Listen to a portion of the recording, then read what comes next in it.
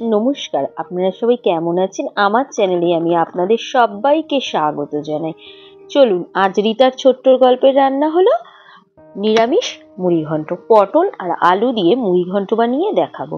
আর সাথে নিয়েছি লঙ্কা, টমেটো, আদা আর জিরে, তেজপাতা, শুকনো লঙ্কা আর গরম মশলা ফোড়নের জন্য। আর নিয়েছি গোবিন্দভোগ চাল। এই দেখুন, গোবিন্দভোগ চালটাকে আমি ধুয়ে রেখেছিলাম কিছুক্ষণ। তারপর কড়াই গরম করে তার মধ্যে দিয়ে দিলাম। এইবার প্রথমে এই গোবিন্দভোগ চালটাকে ভালো করে ভেজে নেব।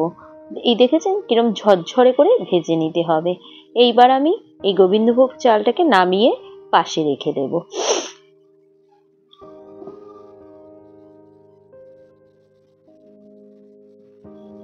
আমরা তো সবসময় মাছের মাথা দিয়ে মুড়িঘণ্ট বানিয়ে খাই, কিন্তু নিরামিষের দিন যদি ইচ্ছা করে তখন কি করব? তাই আমি এই পটল আর আলু দিয়ে নিরামিষ মুড়িঘণ্ট বানাই। এই দেখুন, আবার তেল গরম করে নিয়েছি ওই কড়াইতেই। এবার পটলগুলোকে একটু নুন আর হলুদ দিয়ে লাল করে ভালো করে ভেজে নেব। শীতের সময় পটল বিচি বেশি থাকে না, তাই খেতে বেশ ভালোই লাগে।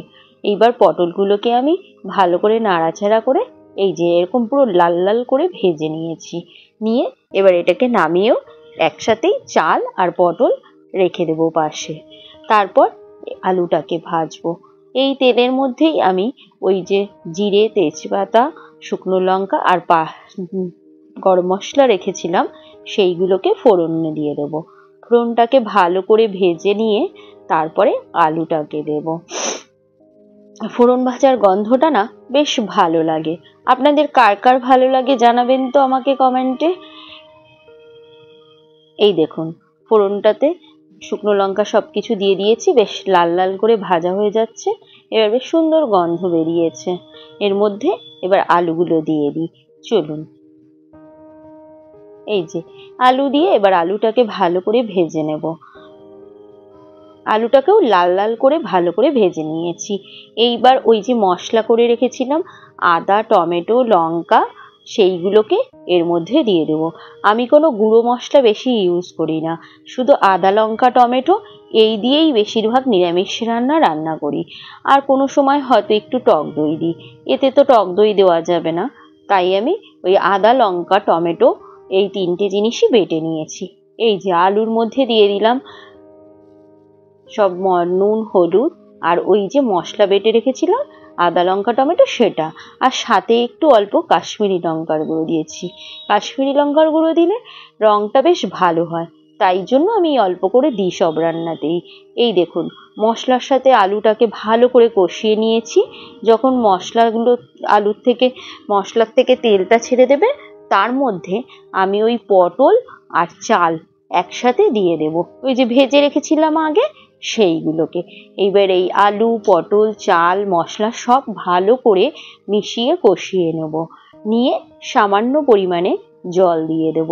এই যে এইভাবে ঠিক মেশাতে হবে, কোনো জল ইউজ করব না এখন। এবার একটু এই মশলাগুলোর সাথে সব কিছু মিশলে একটু কষিয়ে নিলাম। চাল পটলের মধ্যেও মশলাগুলো লেগে গেল। তারপরে আমি পরিমাণ মতন জল দেব। যে যতটা পরিমাণে আপনারা চাল নেবেন সে সেরকম আন্দাজ মতন জল দেবেন। আমার এই তরকারি অনুযায়ী যতটা জল লাগবে আমি ততটা জল দিয়ে ভালো করে নিয়ে নাড়া দিয়ে এবার একটু ঢাকা দিয়ে দেব 5 মিনিটের জন্য। মাঝে মাঝে আমি একটু নাড়া দিয়ে দিই, কারণ না হলে তো লেগে যেতে পারে, তাই জন্য। এই দেখুন, আমার পুরো জল শুকিয়ে এসছে আর আমার রান্নাও হয়ে গেছে। দেখেছেন কত সুন্দর দেখতে হয়েছে আর খুব ভালো গন্ধ বেরিয়েছে। এই ঠিক আমরা মাছের মাথা দিয়ে যেরকম রান্না করি খেতে টেস্ট হয়, সে টেস্ট হবে সেরকমই, শুধু পটল আর আলু দিয়ে। আমরা তো মাছের মাথা দিয়ে মুড়িঘণ্ট করলেও আলু দিই, এতে শুধু মাছের মাথার বদলে পটলটা দেব। খেতে খুব ভালো হয়। নিরামিষের দিন তো অনেক কিছুই খেতে ইচ্ছা করে না, তখন এই রান্নাগুলো করলে বেশ ভালোই ভাত খাওয়া হয়ে যায়। এইবার এর মধ্যে একটু গরম মশলা আর ঘি দিয়ে দেব, দিয়ে আর 2-4 মিনিট ঢাকা দিয়ে রাখবো, তাহলেই রান্না কমপ্লিট।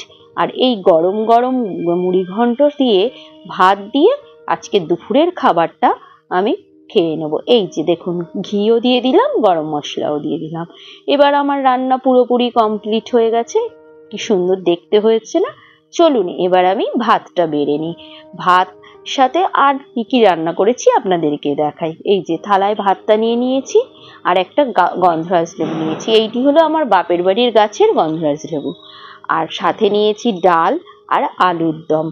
আজ তবে আসি, আজ এই পর্যন্তই।